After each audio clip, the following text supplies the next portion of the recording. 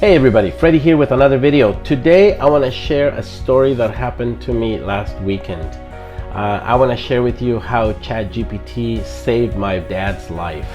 I hope you like this video. I hope you find it informative. I hope that it helps you in case you need to find information that can save somebody's life and how you can use ChatGPT for your health or the health of somebody that you love. Enjoy this video. Let's get to it.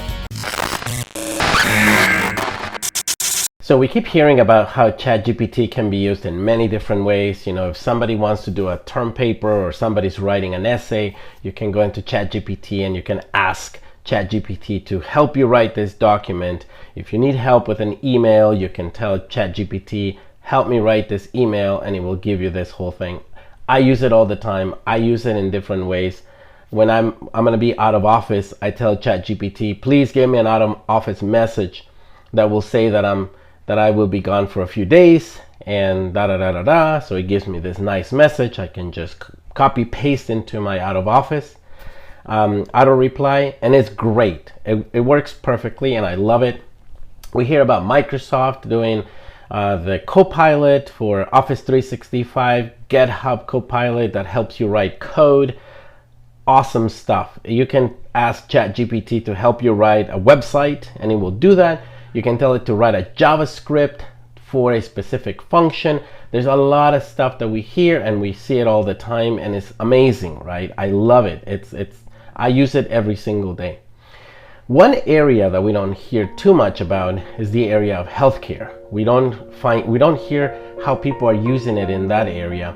And I had an experience over the weekend where I got a message saying that my dad was not feeling well. My dad, a little bit of background, my dad had a biopsy on Thursday, and so on Friday afternoon, Friday night, I got this message that my mom found him unresponsive on the couch. She called the paramedics, she called 911, and the paramedics showed up, and the paramedics helped him, and then he woke up and everything was fine.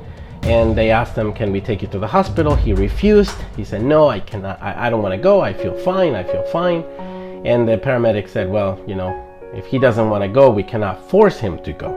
So they didn't take him. He stayed at home. And then I saw the message and I immediately got in my car and I drove to his house. And when I got there, he was sitting. He was fine. He was just a little dizzy, I guess, and I just sat with him and I asked him, how do you feel? And he said, I'm fine. And I said, but tell me more. And then he said, well, I'm okay. And I asked my mom for a thermometer, so my mom gave me a thermometer and I started checking his temperature. And when the reading came back, it said that he had a 102.1 Fahrenheit fever. So he had a fever. The normal is 98.6, around 98.6. So not knowing what to do, what I did is I asked ChatGPT and I said, an 80-year-old male that had a prostate biopsy yesterday was found unresponsive today, and he says that he's feeling well, but he has a fever 102.1 and he feels a bit disoriented. What can cause this? And immediately ChatGPT responded that it could be an infection. The biopsy site may become infected, and the infection could have spread to other parts of the body, leading to a systematic symptoms such as fever and altered mental status. Also sepsis. Sepsis is a severe infection that can cause widespread inflammation and organ dysfunction. So it gave me the different stuff, and on the bottom is the most important one that says, given the seriousness of the situation, it is crucial to seek immediate medical assistance. Call emergency services or go to the nearest emergency department for prompt evaluation and treatment. When I saw this, I said to my dad, I said, put your shoes on, let's go. And even though he said, well, I don't want to go because I feel okay, I said, no, let's go. Put your shoes on. I'm not taking no for an answer. Put your shoes on, let's go. So he put on his shoes and I put him in the car and I took him to the closest emergency room.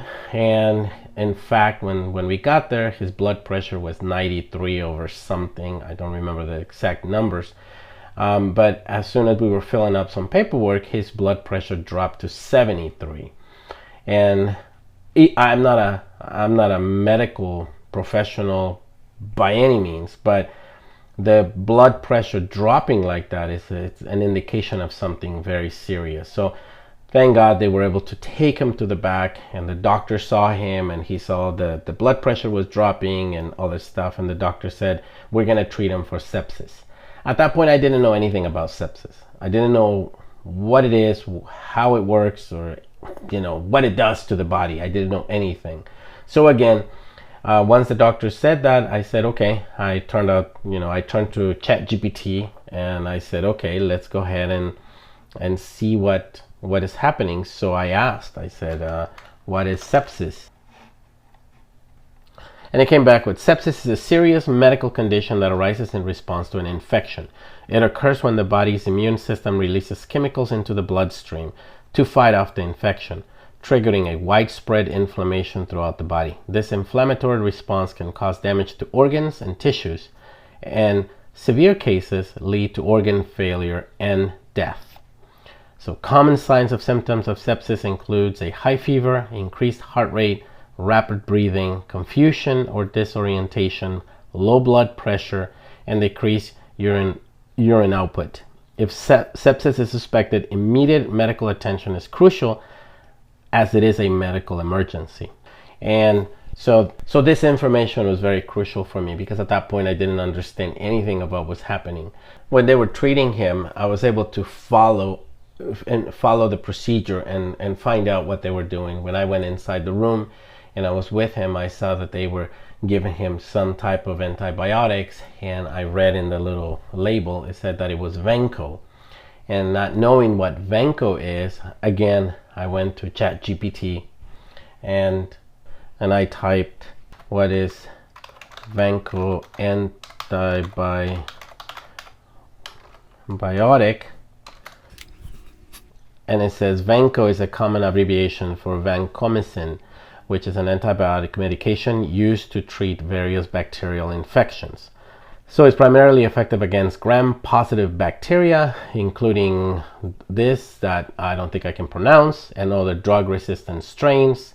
And so they started treating him with this. I was able to understand a little bit more about the medication that they were giving him. And I even asked, I said, is Vanco a good option to treat sepsis?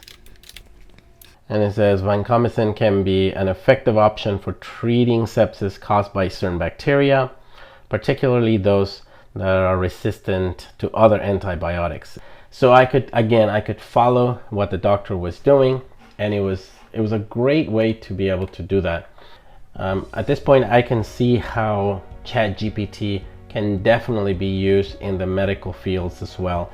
And again, you can, when you look at this, you can even ask GPT, how much should the doses be for this medication for a specific person based on the weight, and you give information, right? Because you have to give it information.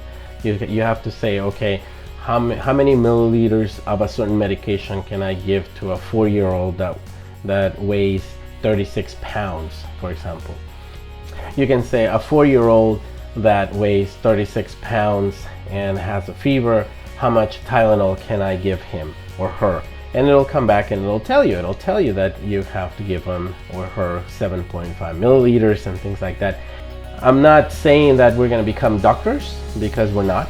We all have our specialty. However, we do have a tool now, just like a thermometer, just like, tools that we have, like a blood pressuring thing, like the thing that you use to check your your sugar levels. Those kinds of tools that help us become better. I think ChatGPT is going to be another one of those tools that we can use in the medical field. And I hope you try it. I hope you enjoy it, and I hope you got something out of this video. And as always, click the like button, and also if you haven't done so, please subscribe to the channel, and I will see you on the next one.